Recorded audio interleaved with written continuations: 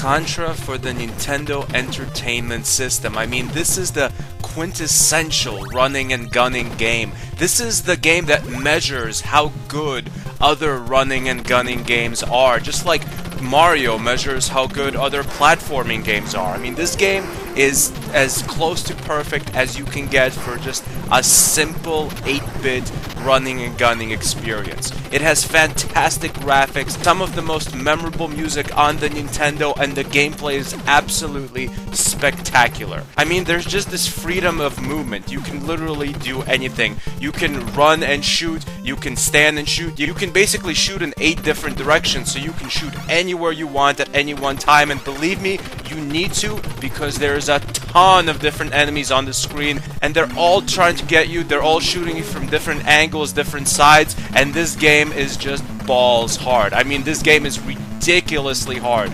You really have to be a Contra master to pass it in one go. There's actually this cheat for this game. It's a pretty famous cheat that retro gamers know about. It's the 30 lives cheat. You basically get 30 lives right in the beginning of the game, and to me, it's not a cheat. To me, it's a necessity to actually pass this game. Like I said, unless you're a Contra master, you cannot pass this game without getting a cheat for extra lives.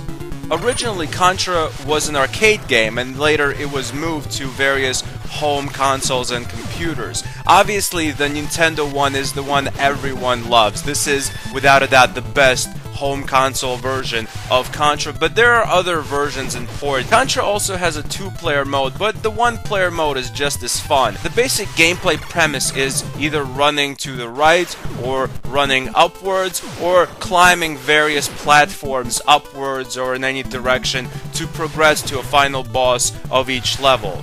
The first time I ever played Contra was back in 1994 when I was about 8 years old, and the only reason I ever got a chance to play Contra as a kid was simply because I had a poor friend.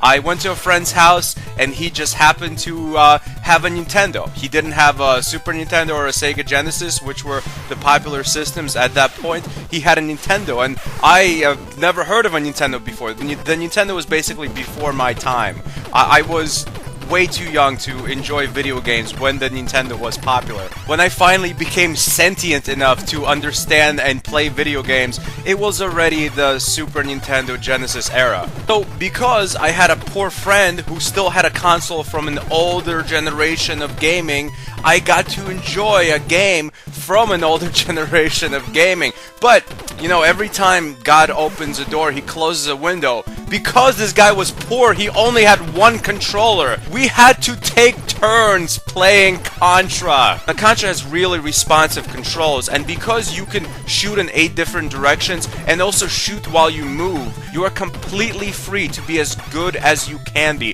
That is, if you screw up in this game, it is your own fault. No matter how hard Contra gets, because you have this freedom and range of movement, because the game gives you the option and the skills to be the best super soldier of all time, it is no one's fault but your own if you die, and you do die from basically one hit of anything.